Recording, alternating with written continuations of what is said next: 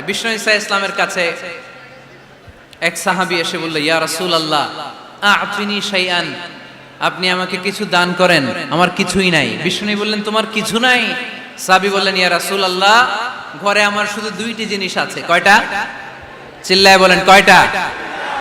এক হচ্ছে একটা জামা, দুই হচ্ছে পানি খাওয়ার একটা জগ। বিষ্ণু বললেন, এই দুইটাই নিয়ে আস।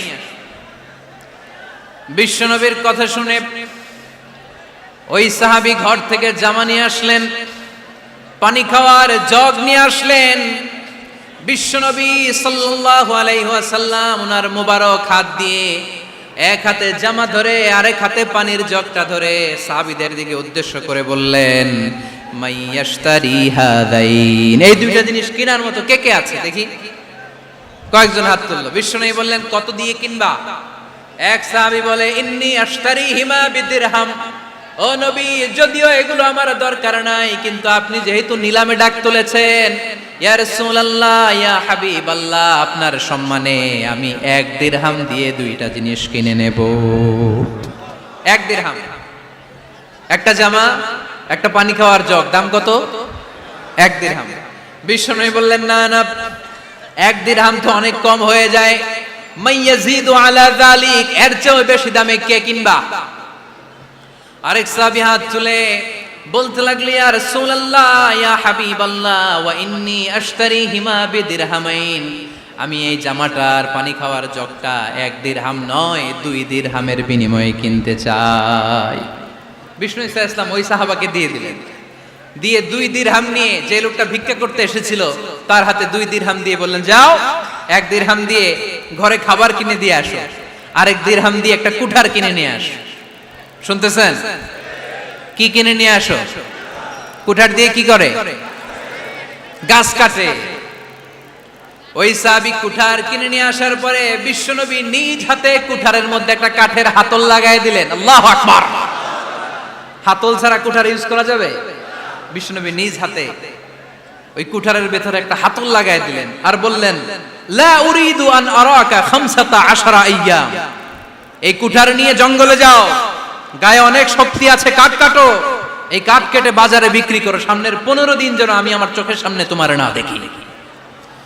বিশ্বনবীর পরামর্শ অনুযায়ী কুঠার নিয়ে ওই সাহাবী জঙ্গলে চলে গেলেন। কাঠ কেটে বাজারে বিক্রি করতে করতে 15 দিন পরে 10 দিরহাম নিয়ে বিশ্বনবীর দরবারে হাজির হয়ে গেলেন। 10 দিরহাম নিয়ে বিশ্বনবীর কাছে হাজির হয়ে গেলেন। সাহাবী এসে বলল, ইয়া রাসূলুল্লাহ এখন আর আমার ভিক্ষা করা লাগে না, আমার গায়ে অনেক শক্তি আল্লাহ দিয়েছে, আই এম ভেরি এনার্জেটিক, আপনার দেয়া বরকতের কুঠার দিয়ে আমি কাঠ কেটে কেটে স্বাবলম্বী হতে শুরু করেছি। সুবহানাল্লাহ পড়েন।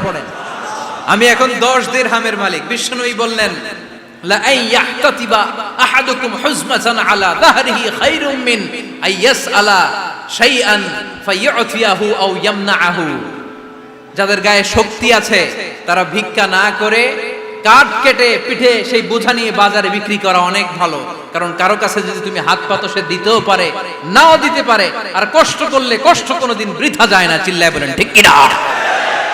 বিষ্ণু ঈসা ইসলামের অনুপ্রেরণায় এই সাহাবা অল্প কিছুদিনের ব্যবধানে স্বাবলম্বী হয়ে গেলেন। What is the moral of the story? বিশ্বনবীর এই প্রফেটিক স্টোরি থেকে আমাদের কি শিক্ষা? লেসন নাম্বার 1, বিশ্বনবী চাইলেই ওই 2 দিরহাম দিয়ে বলতে পারতো, যাও খাবার দাবার কিনে ফ্যামিলিতে দিয়ে আসো। সে ওই 2 দিরহাম নিয়ে খাবার দাবার কিনে ফ্যামিলিকে খাইয়ে রাত্রে আবার ভিক্ষায় নামতো। কথা কন, রাত্রে কি করতো? ভিক্ষায় নামতো। বিষ্ণু ঈসা ইসলাম তাকে কাজ করে খাওয়ার জন্য উৎসাহ দিলেন। পাশাপাশি বিষ্ণু ঈসা ইসলাম পার্মানেন্ট সলিউশন দিলেন। এজন্য পার্মানেন্ট সলিউশনের ব্যবস্থা করতে হবে। অনেকে আমরা যাকাত দেই, যাকাতের শাড়ি দেই, যাকাতের লুঙ্গি দেই, আছে না নাই? লক্ষ্মীপুরে এরকম দেয় নাকি? কি দেয়? হ্যাঁ, গাড়ি, গাড়ি দেয়, শাড়ি না। যাকাতের শাড়ি, যাকাতের লুঙ্গি বলতে কোনো কথা ইসলামে নাই। এগুলো খুব কম দামি শাড়ি, যাদেরকে এগুলো দেয়া হয় তাদেরকে অপমান করা হয়, ঠিক কিনা? আল্লাহ বলেছেন, ওয়ালাকাদ কাররামনা বানি আদম, I have dignified the status of the sons of Adam, আমি আদমের সব সন্তানদেরকে সম্মানিত করেছি। সুবহানাল্লাহ পড়েন। আপনাদের চেয়ে সম্মানিত কেউ আছে? মানুষের চেয়ে সম্মানিত গোটা বিশ্বে আর কোনো মাখলুকাত আছে নাই। এজন্য যাকাতের শাড়ি দেয়া যাবে না, যাকাতের লুঙ্গি দেয়া যাবে না। যাকাতের শাড়ি আপনারা দেখছেন, এটারে একবার ধোয়ার পরে দ্বিতীয়বার পরা যায় না। মশারি কি পাতলা, এর চেয়েও পাতলা। এই জন্য যাকাতের শাড়ি, যাকাতের লুঙ্গি বলতে ইসলামে কোনো পরিভাষা নাই। আপনাকে স্বাবলম্বী করে দেওয়ার চেষ্টা করতে হবে। যারা লক্ষ্মীপুর জেলায় বিজনেস ম্যাগনেট আছেন, তারা একসাথে হয়ে একটা স্ট্রং যাকাত ম্যানেজমেন্ট প্ল্যাটফর্ম করতে পারেন, যেখান থেকে আপনারা বিভিন্ন থানায়, বিভিন্ন গ্রামে বাছাই করে করে কিছু ভাইদেরকে যাকাত দিতে পারেন স্বাবলম্বী করার উদ্দেশ্যে। যেই ফ্যামিলিকে আছে, কি নাম এটার, পল্লী উন্নয়ন ক্লাব, মাশাআল্লাহ, যাকাত ফান্ড দিয়ে বিদেশে লোক পাঠায়। এর চেয়ে সুন্দর পদ্ধতিতে যাকাত বিতরণ আর হতে পারে? যেই লোকটাকে, যেই ছেলেটাকে বিদেশে পাঠানো হয়েছে, ওই ফ্যামিলিটা আর কোনোদিন যাকাতের শাড়ি নেওয়ার জন্য লাইনে দাঁড়াবে? যেই ছেলেটাকে ওনারা অস্ট্রেলিয়ান গাভী কিনে দিছে, দুধ বিক্রি করে যেই ফ্যামিলিটা স্বাবলম্বী হতে শুরু করেছে, তারা আর কোনোদিন যাকাতের লাইনে যেয়ে দাঁড়াবে না। এজন্য যাকাত দিতে হবে স্বাবলম্বী করার জন্য। ইসলাম আমাদেরকে এটাই শিখিয়েছে, কাজ করে খেতে হবে। কাজে লজ্জা নেই, লজ্জা হচ্ছে অলসতায়। লজ্জা কিসে? আজকের আলোচনা থেকে এটা মুখস্থ করে নিতে হবে, কাজে লজ্জা নেই। লক্ষ্মীপুরের ইয়াংস্টারেরা শ্রমে লজ্জা নেই, পরিশ্রমে লজ্জা নেই, লজ্জা অলসতায়। লজ্জা কিসে? আরো জোরে। নবীরা কি এমনি এমনি বসে বসে খাইছে? কঠিন পরিস্থিতিতেও নবীরা পরিশ্রম করে উপার্জন করা লেগেছে, ঠিক কিনা? সাইয়েদনা মারিয়াম আলাইহিস সালাম, যার নামে আল্লাহ তাআলা কোরআনে একটা সূরা দিলেন, উনি পৃথিবীতে এমন একজন মহিয়সী নারী, যেই নারীর গর্ভে, যেই নারীর পেটের ভেতরে স্বামীর স্পর্শ ছাড়া সন্তান দিয়েছে কে? সাইয়েদনা ঈসা আলাইহিস সালাম পেটে আসলেন। মারিয়াম আলাইহিস সালাম লজ্জা পেলেন। হায় হায়, কেমন করে এলাকাবাসীদের কাছে আমি আমার মুখ দেখাবো? বিয়ে করি নাই, স্বামী নাই, বিয়ে হয় নাই, স্বামী নাই, কিন্তু পেটে সন্তান চলে এসেছে। হায় হায়, এলাকায় কেমনে মুখ দেখাবো? লজ্জায় পড়ে মারিয়াম আলাইহিস সালাম এলাকা থেকে চলে গেলেন। কি অবাক করা কাণ্ড!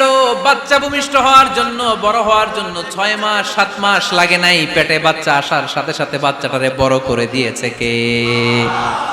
সাইয়েদাতুনা মারিয়াম আলাইহিস সালাম এবার বসে পড়লেন, বুঝতে আরম্ভ করলেন প্রেগন্যান্সির পেইন উঠেছে। হঠাৎ করে পেট থেকে বাচ্চা ভূমিষ্ঠ হয়ে যাওয়ার পরে উনি কাঁপতে আরম্ভ করলেন। ক্ষুধার চোটে খাবার কিছু নাই, সামনে ঝর্ণা, উপরে একটা খেজুর গাছ।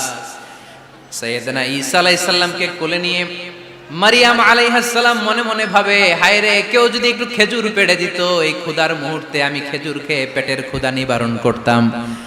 রব্বুল আলামিন মারিয়ামকে উদ্দেশ্য করে আয়াত নাজিল করে দিলেন, ওয়া হুজ্জি ইলাইকি বিজিযিন নাখলাতি তুসাকিত আলাইকি রুতাবান জানিয়া। কোরআন সাক্ষী, হুজ্জি ইলাইকি বিজিযিন নাখলা, এর মানে হচ্ছে মারিয়াম, কেউ পেড়ে দিবে না, একটু কষ্ট করে হাতটা উঁচু করে খেজুরের ডালা ধরে ঝাঁকুনি মারো, টসটসে কাঁচা পাকা খেজুর নিচের দিকে পড়বে, তারপর তুমি তুলে খাবে। সুবহানাল্লাহ পড়েন।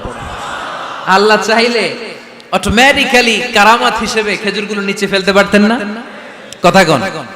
খেজুরগুলো অটোমেটিক্যালি নিচের দিকে পড়ছে? পড়ে নাই। আল্লাহ শিক্ষা দিয়েছে, যেই পরিস্থিতিতে থাকো না কেন, তোমাকে শ্রম ব্যয় করে, কষ্ট করে তোমার উপার্জন করতে হবে, রিজিকের বন্দোবস্ত করতে হবে। চিল্লায় বলেন ঠিক কিনা?